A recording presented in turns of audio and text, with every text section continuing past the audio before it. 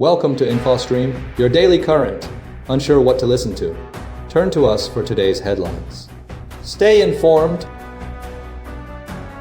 Multiple deaths and widespread injuries reported in a Swiss ski resort fire. Significant military strikes target alleged drug trafficking vessels. Israel suspends aid groups, facing international criticism. Protests and clashes erupt in Iran due to a currency crisis. New Year's violence causes chaos across Europe. Bulgaria's euro adoption faces challenges. Ukraine-Russia conflict intensifies with drone attacks. Jack Smith's testimony revealed in Congress regarding Trump prosecutions. Trump withdraws National Guard, triggering legal disputes. Trump ends nonprofit control of DC golf courses. Trump vetoes bills, creating political conflict. Trump media launches a cryptocurrency venture. Trump reshapes the federal government. Ukraine-Russia tensions rise as forces face pressure in southern Ukraine. Dozens dead, over 115 injured in Swiss ski resort bar fire. A devastating fire at the Le Constellation bar in Crans-Montana, Switzerland, has resulted in at least 40 presumed deaths and over 115 injuries, primarily among a young, international crowd celebrating New Year's Eve. Emergency services responded swiftly to the blaze, which erupted around 1:30 a.m. local time, quickly overwhelming the resort's medical facilities. Initial reports suggested an explosion caused by sparklers placed in champagne bottles, though investigators are still determining the precise cause. The bar, a popular venue with up to 300 capacity, is located in an upscale ski resort known for attracting tourists from numerous countries, including Italy, France, the UK, and the US.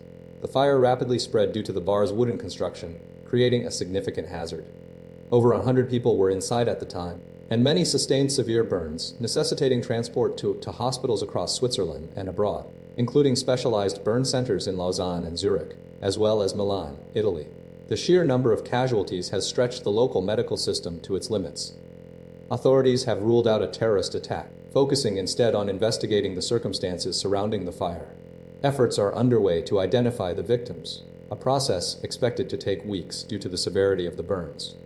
The Swiss Confederation's president, Guy Parmelin, postponed his inaugural address out of respect for the victims and their families. French President Emmanuel Macron offered condolences and support.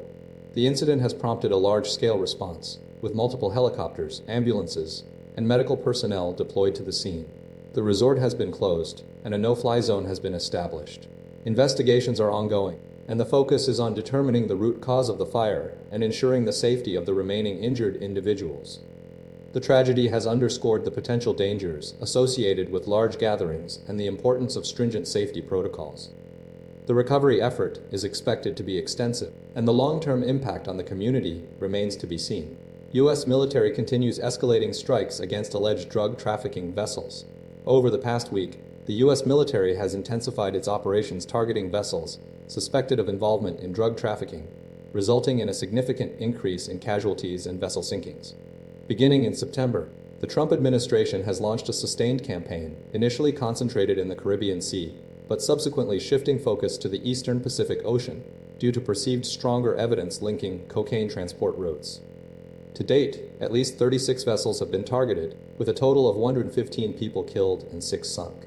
The operation has involved multiple, often controversial tactics. Notably, a follow-on strike on September 2nd resulted in the deaths of 2 survivors of an initial blast, sparking accusations of a potential war crime and demands for accountability. Subsequent actions included detaining survivors on U.S. Navy ships before repatriation and assigning Mexican officials to lead a search and rescue mission for one survivor who was never located, leading to his presumed death.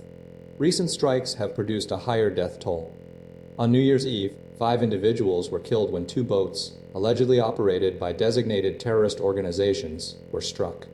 The day prior, 3 people perished aboard one of 3 boats participating in a narcotics trafficking convoy, while those on the other 2 vessels abandoned ship. U.S. Coast Guard search and rescue efforts are underway for survivors of Tuesday's strikes.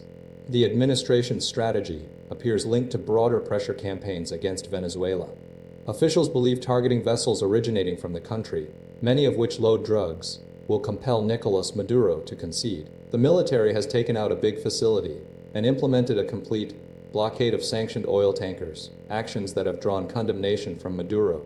Venezuela has responded by enacting a law imposing up to 20-year prison sentences for those supporting piracy or blockades.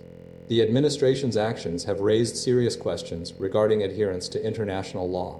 and the potential for escalation. The ongoing operations represent a significant military and diplomatic challenge, with no immediate resolution in sight. Israel suspends 37 aid groups, sparking international condemnation. Israel has announced the suspension of licenses for 37 international non-governmental organizations, INGOs operating in Gaza and the West Bank, a move met with widespread condemnation from numerous countries and international organizations. The decision, based on new registration requirements, stems from concerns regarding the provision of employee information and alleged violations of Israeli regulations. The INGOs, including ActionAid International Rescue Committee, Médecins Sans Frontières, and Norwegian Refugee Council, face a 60-day operational shutdown with potential long-term consequences. The Israeli Ministry of Diaspora Affairs cited the INGO's refusal to provide complete staff details as the primary reason for the suspension, alleging it could facilitate the infiltration of terrorist operatives. However, the INGOs argue that sharing such information poses a significant safety risk to their staff, given the ongoing violence and the potential for targeting aid workers. Furthermore, data protection laws prevent the sharing of funding sources, particularly from EU member states. The humanitarian impact of the suspension is substantial. The INGOs play a crucial role in delivering essential services, including healthcare, emergency shelter, water and sanitation, and nutrition support. Médecins Sans Frontières, for example, supports 1 in 5 hospital beds and 1 in 3 births in Gaza. The humanitarian country team has urged Israel to reconsider highlighting the vague, arbitrary, and highly politicized criteria used in the registration process. Several countries, including the UK, France, Canada, Denmark, Finland, Iceland, Japan, Norway, Sweden, and Switzerland, have expressed strong opposition, emphasizing the INGO's integral role in the humanitarian response. Israel maintains that it is meeting its obligations in facilitating aid deliveries through approved channels, despite concerns about the volume of aid entering Gaza. Despite reported improvements in food security since the ceasefire began, approximately 100,000 people still face catastrophic conditions. The ongoing conflict, triggered by the Hamas attack on Israel on October 7, 2023, has resulted in over 71,000 deaths in Gaza, according to the territory's Hamas-run health ministry. The suspension raises serious questions about access to humanitarian aid and the potential for exacerbating the already dire situation in Gaza. Iran's security forces clash with protesters amidst currency crisis. Violence escalated across Iran for a 4th consecutive day, marked by the death of a security force member and widespread unrest triggered by a severe currency collapse. The BBC reported that Amir Hessam Kodayari Fard, a member of Iran's security forces, was killed in Kudasht, located in the western Lorestan province, on Wednesday. State media confirmed the fatality, alongside injuries sustained by numerous other security personnel, including police officers and members of the Basij, a paramilitary force linked to Iran's Revolutionary Guards, IRGC. Verified footage by BBC Persian depicted security forces engaging in gunfire with protesters in Kudasht. The unrest, initially sparked in Tehran on Sunday, has rapidly spread to other regions. In Fars province, demonstrators attempted to breach a local government building, resulting in injuries to 3 police officers and the subsequent arrest of 4 individuals. Similarly, in the western province of Hamadan, confrontations between security forces and protesters were reported. Authorities responded to the escalating situation by declaring Wednesday a bank holiday in Tehran, a measure intended to mitigate the unrest. The death of Kodayari Fard and the subsequent violence highlight the depth of public frustration stemming from the economic crisis. The Basij member killed in Kudasht was identified as a 21-year-old. 20 protesters were arrested in Kudasht on Wednesday night.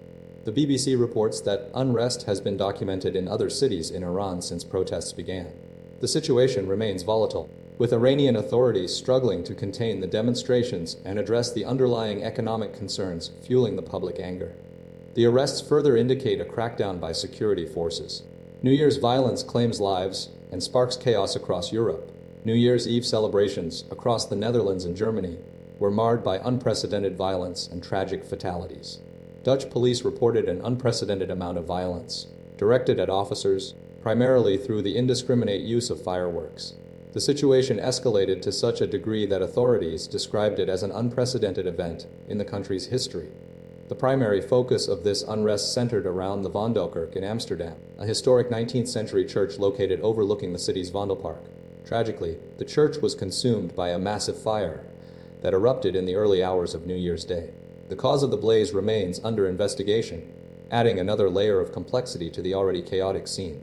Simultaneously, 2 individuals lost their lives in separate fireworks incidents within the Netherlands. A 17-year-old boy and a 38-year-old man were killed due to injuries sustained from improperly discharged fireworks.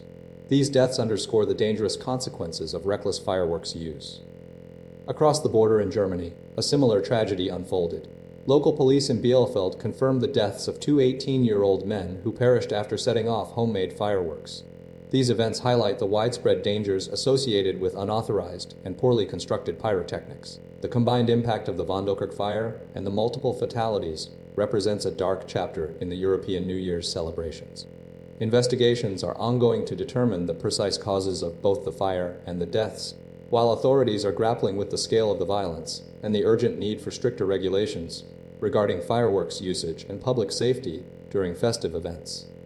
The incidents serve as a stark reminder of the potential for devastation when safety precautions are disregarded. Bulgaria's Euro adoption, a complex transition following a rocky path. Bulgaria's historic adoption of the Euro marks a significant, albeit controversial, step for the nation, representing its 21st membership within the single currency zone. Despite its status as the poorest EU member, Bulgaria's transition has been characterized by deep divisions within the population, largely stemming from anxieties surrounding the change. The move follows decades of pegging the Bulgarian lev to other European currencies, initially the Deutschmark and subsequently the euro. Public opinion is sharply divided, with opinion polls indicating an approximately equal split in support and opposition. The older, more conservative rural population expresses considerable fear and resentment toward the adoption, while younger, urban, and entrepreneurial Bulgarians view it as a potentially lucrative opportunity aligning Bulgaria with the broader European mainstream, encompassing NATO membership, EU inclusion, and access to the Schengen zone. Political instability further complicates the process, with the Prime Minister's coalition government recently losing a confidence vote due to protests against the 2026 budget, alongside a history of 7 elections in the past 4 years, signaling continued political turmoil. Small business owners, like Tudor and Gabrovo, express skepticism, citing concerns about inflation and declining sales fueled by euro-related fears. Conversely, individuals like Ognian, a tea shop owner in Sofia, are more optimistic, viewing the shift as a technical adjustment. Many Bulgarians have already become accustomed to prices displayed in euros, particularly those who purchase properties or vehicles. Furthermore, the significant remittances sent home by Bulgarians living abroad in euros contribute to the momentum of the change. Retailers are prepared to accept both lev and euros during January, with the expectation that change will be given in euros from February onwards. The adoption is anticipated to boost trade, particularly for businesses involved in importing goods from the Eurozone and exporting Bulgarian teas. The transition underscores Bulgaria's integration into Europe, but also highlights the ongoing challenges of navigating a significant economic and social shift. Ukraine-Russia conflict allegations of drone attack and escalating attacks. Recent developments in the Ukraine-Russia conflict are dominated by accusations of a Ukrainian drone attack on Vladimir Putin's residence near Lake Valdai, alongside a surge in attacks across Ukraine. Russia's defense ministry presented what it claimed was evidence, including a map and a video of a downed drone, but the BBC was unable to verify the footage, noting similarities to commercially available Ukrainian drones. Ukrainian officials dismissed the evidence as fabricated, and Ukrainian President Volodymyr Zelensky linked the claims to efforts to disrupt ongoing peace negotiations led by the United States. Simultaneously, Ukraine has faced intensified attacks, particularly in Odessa, where a large-scale drone assault resulted in injuries and power outages. This escalation coincides with Russia's threat to cut off Ukraine's access to the sea in response to attacks on its Shadow fleet tankers. The US, UK, France, and Germany have been actively involved in mediation efforts, with discussions focusing on strengthening security guarantees and deconfliction mechanisms. US Special Envoy Steve Witkoff highlighted the importance of securing a ceasefire and preventing a restart of the war. Zelensky expressed cautious optimism regarding the progress of peace talks, attributing the latest attempts to disrupt positive momentum. He warned that the fabricated drone attack could be used as justification for further attacks on Ukrainian cities. The intensity of the attacks underscores the ongoing instability and the challenges to achieving a peaceful resolution.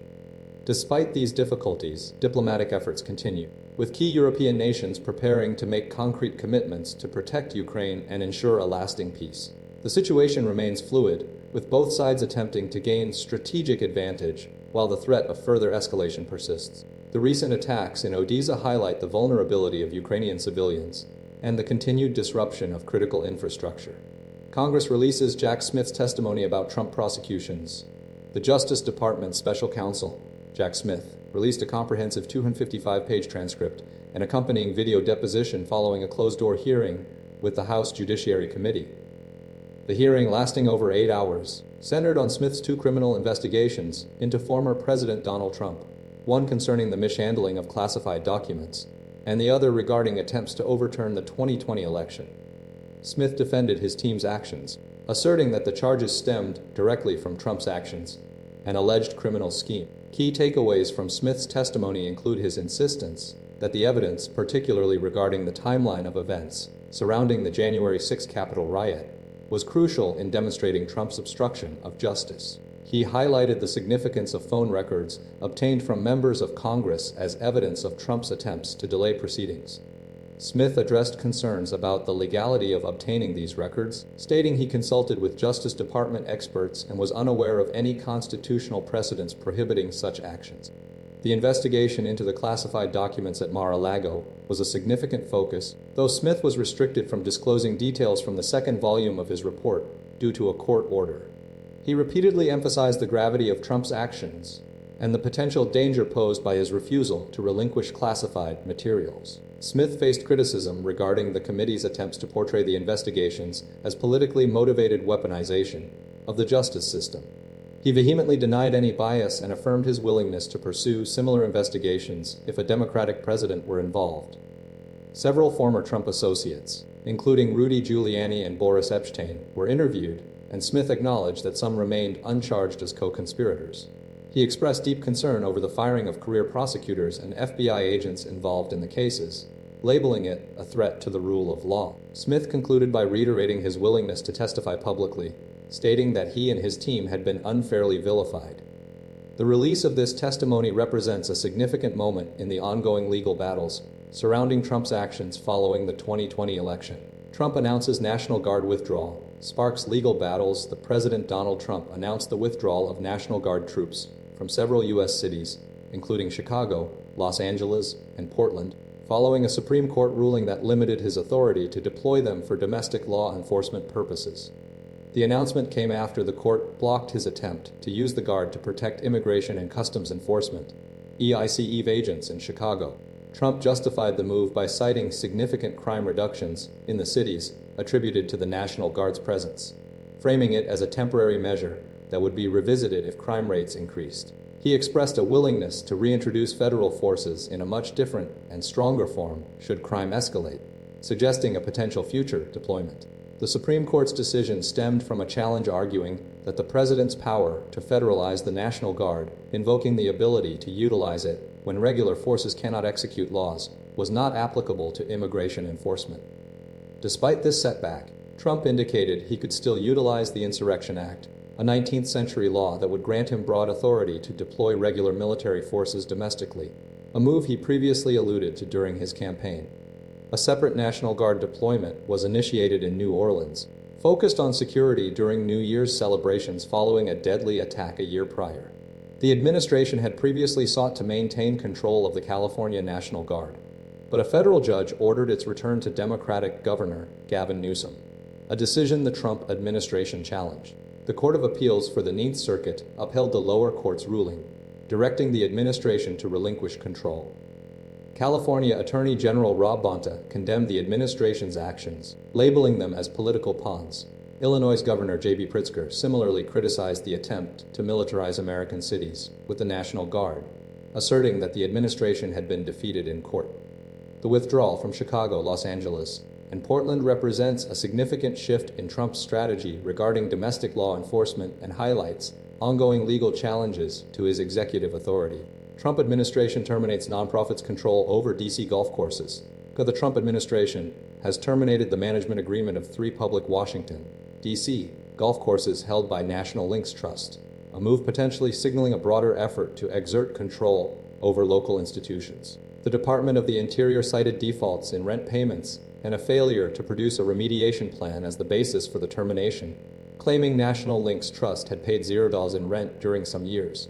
The nonprofit vehemently disputed these allegations, stating they fundamentally disagreed with the administration's stance and had invested $8.5 million in capital improvements over 5 years. The course is located in Rock Creek Park, near RFK Stadium, and on Haynes Point will continue to be open. But the nonprofit's long-term renovation projects are now suspended. The Department of the Interior asserts that National Links Trust owes millions in unpaid rent, while the nonprofit argues its investments exceed the amount owed. The lease agreement originally allowed the nonprofit to offset rent with capital improvements, a point central to the dispute. President Trump has repeatedly expressed interest in redeveloping the courses, suggesting lower rates for D.C. residents and a really beautiful renovation if he took control. This aligns with a broader pattern of the administration attempting to influence local institutions, as evidenced by its actions regarding the Kennedy Center, adding Trump's name after purging the existing board, and efforts to control the Smithsonian Institution and the Washington Commanders football team. The Department of the Interior emphasized its commitment to serving the American people and partnering with organizations sharing that goal. National Links Trust, meanwhile, has reserved the right to explore legal options. The administration's actions reflect a pattern of seeking to imprint its influence on organizations typically outside presidential purview. Notably, debris from the demolition of the east wing of the White House was reportedly dumped on East Potomac Golf Links on Haynes Point, furthering the administration's direct involvement. The president frequently golfs at a course he owns in Virginia, suggesting a preference for privately owned facilities. The dispute highlights a fundamental disagreement over the interpretation of the lease agreement and the administration's broader strategy of control. Trump vetoes 2 bills, sparking political confrontations. President Donald Trump initiated his second term with the immediate veto of 2 pieces of legislation, setting the stage for potential conflicts with the U.S. Congress. The first veto targeted a bill supporting a flood mitigation project for the Miccosukee tribe in Florida, specifically addressing vulnerabilities within their reservation due to infrastructure challenges. The project stemmed from a legal battle against the construction of Alligator Alcatraz, an immigration detention center in the Florida Everglades, which the tribe argued posed environmental risks. Trump criticized the project, labeling it unauthorized and accusing the tribe of actively seeking to obstruct reasonable immigration policies. The second bill vetoed focused on Colorado, where Representative Lauren Boebert, a staunch Trump ally, championed a measure aimed at reducing payments from Colorado communities towards a new water pipeline. Trump argued the plan was economically unviable and would negatively impact repayments to the federal government. This action immediately ignited a political firestorm, with Boebert vowing this isn't over and expressing concerns about potential political retaliation. Adding another layer to the disputes, Trump continues to advocate for the release of the Epstein files, further straining relations with Colorado's Democratic Governor Jared Polis, who maintains that the decision rests with the courts following the conviction of Tina Peters, a county clerk who promoted false claims about the 2020 election. Trump recently pardoned Peters and now demands her release, further fueling tensions with Colorado officials. Trump's rhetoric, including a Truth Social post wishing them only the worst, highlights the increasingly confrontational tone of his administration. The 2 vetoes mark a swift start to Trump's second term, signaling a willingness to challenge established political norms and potentially disrupt legislative processes. The disputes over the Colorado water pipeline and Tina Peters' imprisonment underscore the deeply divided political landscape within the United States. Trump Media's new cryptocurrency venture, Trump Media and Technology Group, the company behind the Truth Social platform, is launching a new cryptocurrency aimed at rewarding its shareholders, marking a significant expansion into the digital asset space for the Trump family. The cryptocurrency initiative follows previous ventures that have generated hundreds of millions of dollars, though they've also sparked scrutiny regarding potential conflicts of interest. The firm announced the token's release on Wednesday, specifying that shareholders will receive 1 token for each share they hold. Donald Trump, as the largest shareholder, has been a vocal supporter of looser cryptocurrency regulations. Following the announcement, Trump Media shares experienced a notable increase. The new token will be distributed through a partnership with Crypto.com and will operate on the Kronos blockchain. Devin Nunes, the company's chief executive, described the token distribution as first of its kind, emphasizing its role in promoting transparent markets and rewarding shareholders. Nunes also serves as the chair of the Intelligence Advisory Board at the White House, advising Trump on intelligence matters. The company anticipates distributing the tokens in the near future, with plans for various rewards for token holders, potentially including discounts on Trump Media products. Founded in 2021, Trump media has diversified its interests, now exploring artificial intelligence and financial services alongside its social media platform. Despite this expansion, the company's shares have declined by over 60% this year. Donald Trump's advocacy for favorable cryptocurrency regulations, particularly since returning to the White House, reflects a strategic shift. The cryptocurrency industry has invested heavily in the 2024 presidential election, supporting candidates including Trump. Critics have raised concerns about the potential conflicts arising from these ventures, particularly the TRMP meme coin and the World Liberty financial token. These ventures, while profitable, have drawn criticism due to Trump's past dismissals of the cryptocurrency industry as a scam. The company's future success hinges on effectively navigating these challenges and capitalizing on its brand recognition within the evolving digital landscape. Trump's transformation of the federal government. Donald Trump's first year back in the White House witnessed a dramatic and transformative reshaping of the federal government, marked by aggressive policy implementation, personnel purges, and challenges to established oversight mechanisms. The administration prioritized reducing the federal workforce through layoffs, incentivized resignations, and the establishment of the Department of Government Efficiency, a DOGE, spearheaded by Elon Musk, aiming to eliminate waste and streamline operations. Despite claims of saving $214 billion, the accuracy of this figure was widely disputed. The administration implemented hundreds of billions of dollars in spending cuts and paused congressionally approved funds, impacting programs addressing homelessness, minority-owned businesses, and local libraries. Notably, the shutdown of the U.S. Agency for International Development, USAID, risked contributing to 14 million potential deaths overseas. Simultaneously, the IRS experienced significant staffing losses, jeopardizing the 2026 filing season. Trump's actions extended to challenging the rule of law, including pardoning January 6th insurrectionists and initiating investigations into political opponents like James Comey and Letitia James. Despite these efforts, the judiciary demonstrated resilience, overturning several lower court rulings and halting politically motivated investigations. Furthermore, the administration eroded traditional government oversight by firing independent watchdogs, replacing them with loyalists, and proposing rules to discourage whistleblowing. Despite claims of rooting out deep state liberals, these actions raised concerns about accountability and transparency. Key figures involved include Donald Trump, Elon Musk, Michael Misselsoff, former VA Inspector General, and various congressional leaders. Legal challenges were mounted by former watchdogs and critics of the administration's policies. The impact of these changes is being assessed by organizations like the Partnership for Public Service and legal experts. The long-term consequences for government efficiency, accountability, and the separation of powers remain uncertain, but the administration's actions have undeniably altered the landscape of the federal government.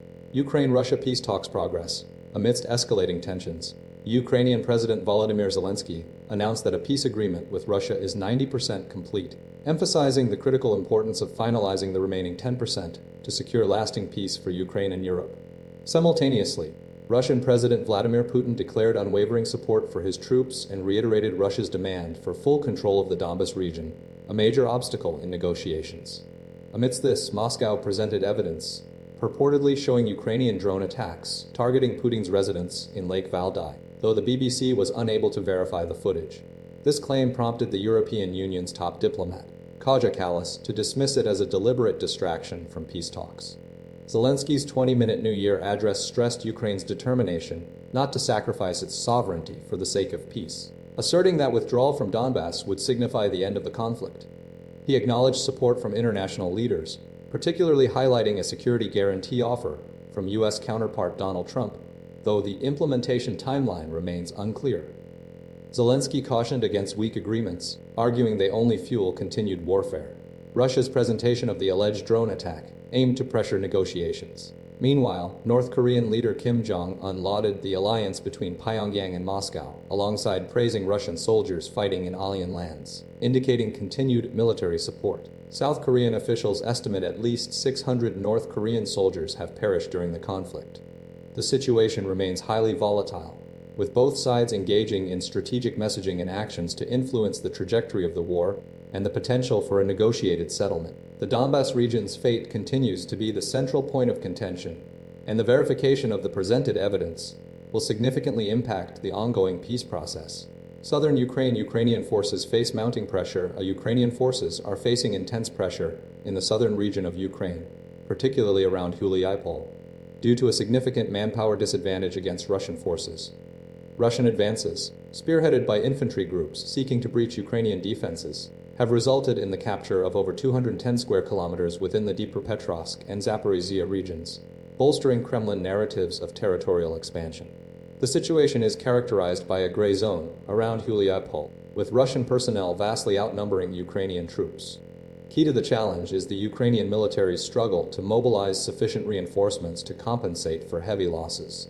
The low-lying terrain surrounding Huliapol, coupled with the effectiveness of Russian protection in built-up areas, has hampered Ukrainian offensive capabilities. Ukrainian forces rely heavily on drones for engagements where infantry numbers are lacking. Recent events highlight a critical failure within the Ukrainian military. The commander-in-chief, Oleksandr Syrsky, acknowledged the loss of a command post in Huliapol due to weak defenses, and a territorial brigade's subsequent retreat, alongside the abandonment of sensitive information. Independent monitors, including the Conflict Intelligence Team (CIT), predict that Huliapol, like Pokrovsk, may be effectively captured. CIT further notes that Ukrainian troops in Huliapol suffered extremely heavy losses over recent months without adequate rotation to the rear for rest and reconstitution. This underscores a broader, strategic dilemma. Ukrainian commanders are forced to make difficult choices regarding attack, defense, and exploiting potential Russian vulnerabilities. The decision to divert elite units to Huliapol proved too little, too late, to prevent the town's fall. The situation reflects a broader challenge along the 1,000-kilometer front line, where Ukrainian forces are severely outnumbered. Analysts emphasize the need for a more coherent command structure and adequate support for territorial battalions, particularly artillery and drone units, to counter the threat posed by Russian motor rifle brigades.